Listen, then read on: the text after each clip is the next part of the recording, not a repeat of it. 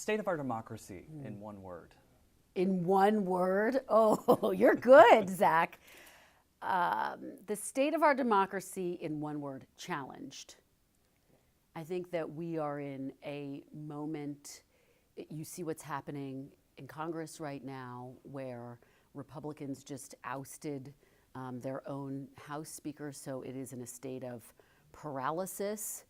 And of course, we are entering an election cycle that is going to be contentious. You look at the polling, you see just how divided this country is. And there are some really serious issues that are at the forefront. So I think that our democracy is always in a state of evolving and is always in a state of changing. But I do think that we are in a moment where this is critical. And so as journalists, I think we have a huge responsibility to play a role in that. Absolutely. And as a journalist, you've covered politics for years now. You thrive in it. It seems like you thrive in it. Yes. Where does that come from? Oh, great question. So I was born and raised in Philadelphia, which is in some ways the birthplace of our democracy. And so it's always been a part of who I am. It's just been in my blood. But my family also just loved politics. My mom ran for city council. So this was a part of my childhood. It was a part of growing up. And I really learned to appreciate at an early age how important politicians are, but political journalists are, in terms of holding our politicians' feet to the fire, why that is so important. So I would go out with my mom to rallies and watch her talk to the reporters, and I was so proud of my mom and everything she was doing, but I was fascinated by the reporters, the questions they were asking, how did they come up with them, and how important they were in terms of helping voters to understand what was at stake. So it is something that I take very seriously. Political journalism has just been a part of who I am and a part of my childhood. Yeah, and eventually you got to be those reporters, right? Yes. There's been a lot of talk about the history of this moment as moderator of Meet the Press. You're a woman, you're the first person of color in the role, but what does it mean to you? It is the greatest honor of my life to take the baton as moderator of Meet the Press from Chuck Todd, someone who has been a real mentor and friend to me.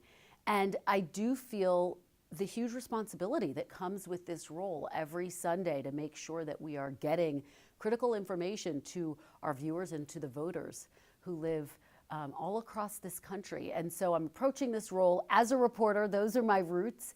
And so I'm going to be out on the campaign trail. I already have been out on the campaign trail talking to voters in early voting states, making sure I'm keeping my pulse on what matters to them, so that I'm asking the relevant questions of our elected officials, of our candidates every Sunday. Because at the end of the day, this is an historic moment in terms of my being moderator of Meet the Press, but my role and my responsibility remains the same, making sure that I'm staying true to the bedrock tradition of Meet the Press, which is holding those who are in power to account for their words and their actions, and making sure I'm getting important information out to our viewers and to voters. Yeah, and you touched on this, but obviously 2024 is literally right around the corner. We're likely to see a Trump-Biden rematch. Do you feel the weight of that?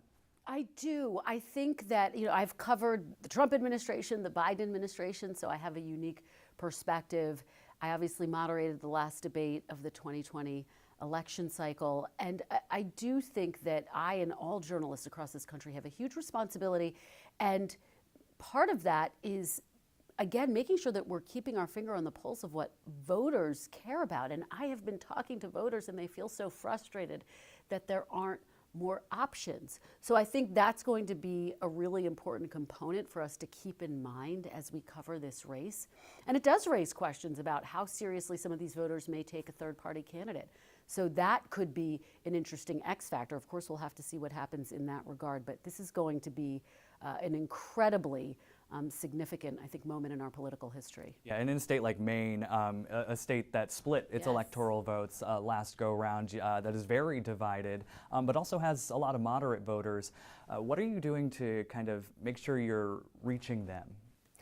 Well, I think that a part of that is just getting out on the road, talking to moderate voters in Maine and all across this country. I was recently in Bucks County, Pennsylvania, talking to swing voters, moderates who are registered as independents, Republicans, and Democrats, and They all talked about the different issues that matter to them, from the economy to the state of our democracy, but they shared one thing, Zach, was this concern about a leadership vacuum.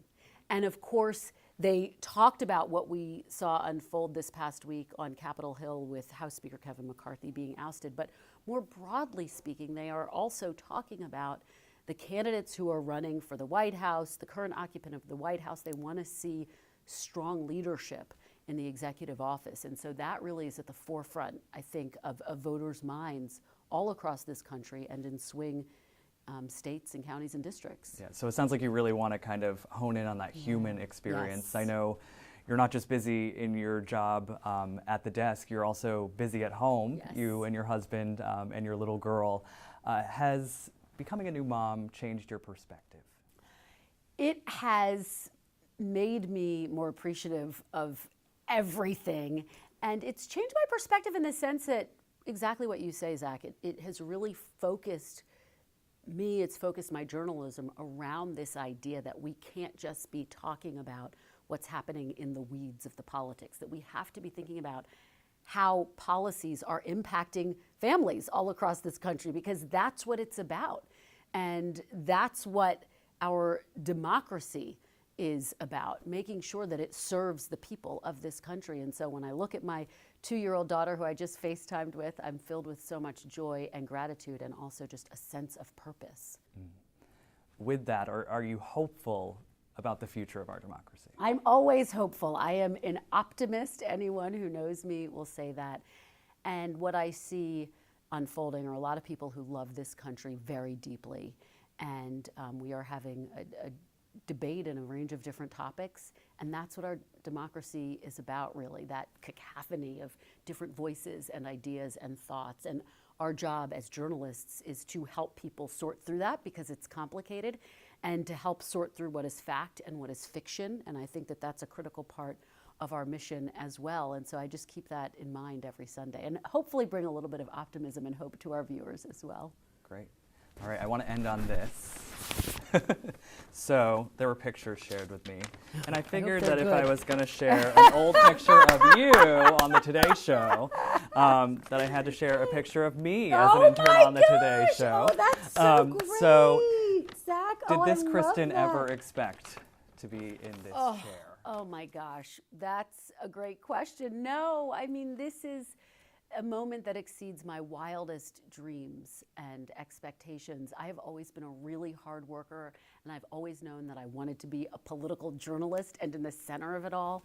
But I certainly never dared to dream this big, to be moderator of Meet the Press. But it does remind me of the weight that sits on my shoulders every Sunday, and frankly every day, to help folks understand what's happening right now. But I have to say, I love your intern picture. Thank Clearly, you. this is hold it up again, Zach. Hold it up We again. gotta hold it up this here. This is so great. Were you nervous? I was nervous. Do I look doing nervous? that. Yes. No, but I just remember I was so I was nervous nervous. when I did that first read on the Today Show set. But what an honor, right? Yes, So great. absolutely.